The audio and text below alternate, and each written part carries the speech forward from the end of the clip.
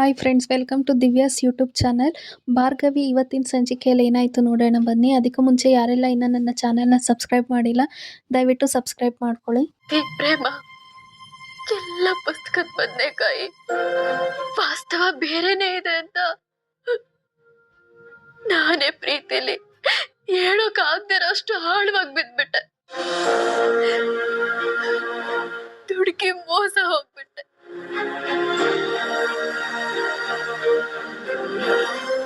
ಅಪ್ಪ ನನ್ನನ್ನ ಯಾವತ್ತೂ ಯಾವುದಕ್ಕೂ ತಡೆದವರಲ್ಲ. ಆಕಾಶದಷ್ಟೇ ವಿಶಾಲವಾಗಿರೋ ಮನ್ಸು ಅವ್ರದ್ದು. ಆದ್ರೆ ಇದು ಬಂಗಾರದ ಪಂಜರ. ಇವ್ರದ್ದು ಮನೆ ಅಷ್ಟೇ ದೊಡ್ಡದು, ಅವ್ರ ಮನ್ಸು ಗುಲ್ಗಂಜಿ ಗಾತ್ರದ್ದು. ನಂಗಿರೋ ಕಷ್ಟ ಆಗ್ತದೆ ಅಮ್ಮ. ನನಗೆ ಹೊಂದ್ಕೊಳಕ್ ಆಗಲ್ಲ ಅಂತ ಅಲ್ಲ, ನೀ ನನ್ಗೆ ಹೊಂದ್ಕೊಳ್ಳೋದನ್ನ ಕಲ್ಸಿದ್ಯಾ. ಆದ್ರೆ ಇವರೆಲ್ಲ ಮೋಸಗಾರರು, ಸಂಧಿನ ಕೊಲೆ ಮಾಡಿರೋ ಕೊಲೆಗಡಕರು. ಪ್ರತಿದಿನ ಇವ್ರ ಮುಖ ನೋಡಿ ಗಿಲ್ಟ್ ಫೀಲ್ ಅಲ್ಲಿ ನಾನ್ ಸಾಯ್ತಾ ಇದ್ದೀನಿ. ಇಲ್ಲಿರೋ ಪ್ರತಿ ಕ್ಷಣನು ನನ್ಗೆ ಸಂಧಿನ ಮುಖನೇ ನೆನ್ಪಾಗ್ತಾ ಇದೆ. ನಿಮಗ್ ನಾನ್ ಕೊಟ್ಟಿರೋ ದುಃಖ ನೆನ್ಪಾಗ್ತಾ ಇದೆ. ನಿಮ್ಮನ್ನ ಗಟ್ಟಿಯಾಗಿ ತಪ್ಕೊಂಡು ಅಳ್ಬೇಕು, ನಿಮ್ ಹತ್ರ ಮಾತಾಡ್ಬೇಕು, ನಿಮ್ ಹತ್ರ ಓಡ್ ಬಂದು ನಿಮ್ ಮಡ್ಲಲ್ಲಿ ಮಲ್ಕೊಂಡು ನನಗಾಗಿರೋದನ್ನೆಲ್ಲ ನಾನು ಹೇಳ್ಕೋಬೇಕು ಅನಿಸ್ತಾ ಇದೆ. ಒಂದೇ ಒಂದ್ಸಲ ಇದನ್ನೆಲ್ಲ ಮರೆತು ನನ್ನ ಮನೆಗ್ ಬಾ ಅಂತ ಕರೆದ್ರೆ ನಾನು ಇದನ್ನೆಲ್ಲ ಬಿಟ್ಟು ನಿನ್ನ ಹತ್ರ ಬಂದ್ಬಿಡ್ತೇನಮ್ಮ.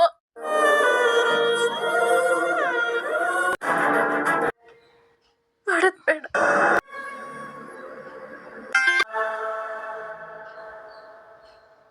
ಹಲೋ ಭಾರ್ಗವಿ. ಅಮ್ಮ ಅಮ್ಮ. ಅರ್ಜುನ್, ಯಾಕಪ್ಪ ಯಾಕೆ ಇಲ್ಲೊಬ್ಬನೇ ನಿಂತಿದ್ಯಾ?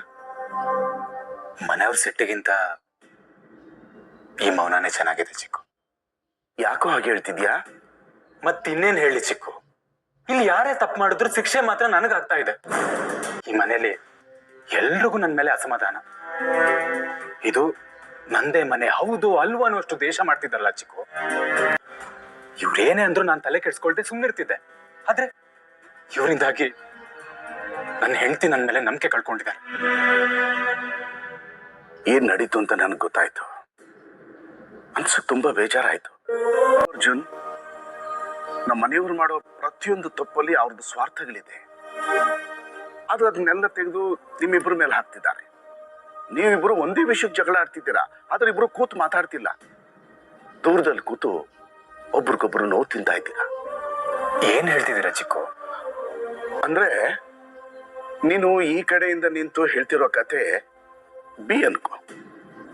ಈ ಬಿ ದೂರದಿಂದ ನೋಡೋರ್ಗೆ ಡಿ ತರನು ಕಾಣಬಹುದು. ಆದ್ರೆ ಭಾರ್ಗವಿ ಮೇಲೆ ನಿನಗಿರೋ ಪ್ರೀತಿ ಕಾಳಜಿ ನಿಜ. ಆದ್ರೆ ಸತ್ಯ ಗೊತ್ತಾದ್ರೆ ಅವಳ ಪ್ರೀತಿ ಎಲ್ಲಿ ಕಳ್ಕೊಂಡ್ಬಿಡ್ತೀನಿ ಅನ್ನೋ ಭಯಕ್ಕೆ ನೀನು ಸತ್ಯ ಹೇಳಿಲ್ಲ ಅಲ್ವಾ? ಈಗ ಭಾರ್ಗವಿ ಜಾಗದಲ್ಲಿ ನಿಂತು ಯೋಚನೆ ಮಾಡು. ತಾನು ನಂಬಿ ಬಂದ ಹುಡುಗ JP ಮಗ ಅಂತ ಗೊತ್ತಾದ ಮೇಲೆ ಅವಳ ಮನಸ್ಸಿಗೆ ಎಷ್ಟು ನೋವಾಗುತ್ತೆ, ಎಷ್ಟು ಆಘಾತ ಆಗುತ್ತೆ ಅಂತ. ಈಗ ಅವಳು ಯಾವುದು ಸುಳ್ಳು ಯಾವುದು ಸತ್ಯ ಅನ್ನೋ ಗೊಂದಲದಲ್ಲಿದ್ದಾಳೆ. ಹಾಗಾಗಿ ಅವಳು ಕೋಪ ಮಾಡ್ಕೊಂಡೋದ್ರಲ್ಲಿ ತಪ್ಪೇನಿದೆ?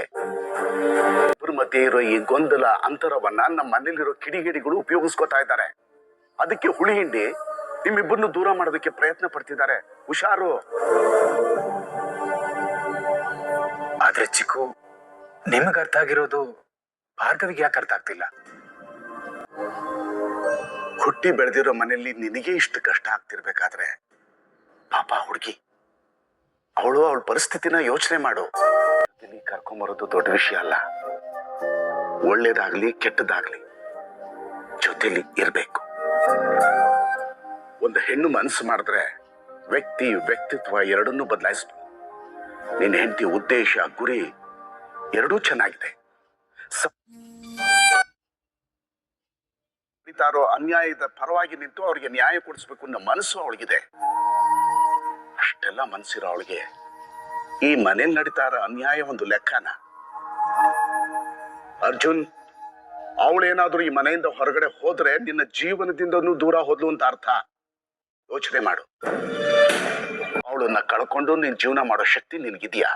ಇಲ್ಲ ಚಿಕ್ಕು, ಅವ್ರಿಲ್ದೇ ಇರೋ ಜೀವನನ ನನಗೆ ಇಮ್ಯಾಜಿನ್ ಮಾಡ್ಕೊಳಕ್ಕೂ ಆಗಲ್ಲ. ಹಾಗಿದ್ಮೇಲೆ ಈ ರಾಜಕೀಯ ಕುತಂತ್ರಗಳಿಗೆ ನೀನು ನಿನ್ ಹೆಂಡತಿನ ಬಿಟ್ಕೊಡ್ಬೇಡ. ಅವಳ ಜೊತೆಲಿರು, ಅವಳ ಪರವಾಗಿ ಹೋರಾಡು. ಇವತ್ತಲ್ಲ ನಾಳೆ ನೀನೇನು ಅಂತ ಅವಳಿಗೆ ಅರ್ಥ ಆಗತ್ತೆ. ಆದ್ರೆ ಪಾಪ ಭಾರ್ಗವಿ, ಈಗ ಅವರಪ್ಪ ಅಮ್ಮ ಮನೆಯವರು ಎಲ್ರೂ ಮಿಸ್ ಮಾಡ್ಕೊಳ್ತಿರ್ತಾರೆ. ಆದಷ್ಟು ಬೇಗ ನಿಜ ಏನು ಅನ್ನೋದನ್ನ ಅರ್ಥ ಮಾಡಿಸಿ ಎರಡೂ ಮನೆಯವರು ಒಂದಾಗ ಹೊತ್ತು ಮಾಡ್ತೀನಿ. ಆಗ ಮಾತ್ರ ಭಾರ್ಗವಿ ಖುಷಿಯಾಗಿರ್ತಾರೆ ಚಿಕ್ಕು. ಅಷ್ಟು ಮಾಡು, ಎಲ್ಲ ಸರಿ ಹೋಗುತ್ತೆ.